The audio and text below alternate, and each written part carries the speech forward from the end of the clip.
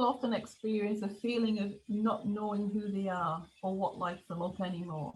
At certain stages of life, whether it's post kids, post career, long term relationship, and if you're feeling like this is, you're like feeling like this is the starting point to finding answers. Is this what's happening?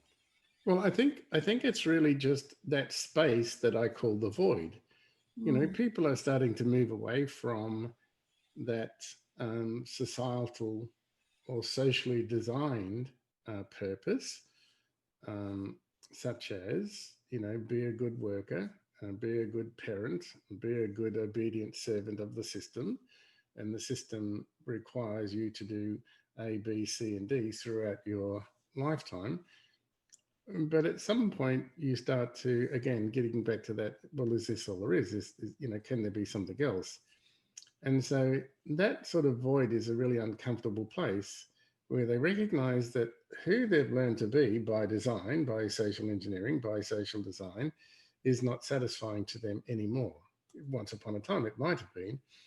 But they're in that space where that is less satisfying now, and yet they don't know who they want to become because they haven't quite got their design elements in place yet. And so that's where most people need support. Is, well, okay, if I'm going to design a life, what sorts of things would I need to contemplate? If I was going to design something that was much more purposeful for me, much more me centric rather than other centric, what would float my boat? What would give me a sense of joie de vivre, that sense of being mm, excited about waking up rather than waking up to another sort of mundane, routine, habitual process.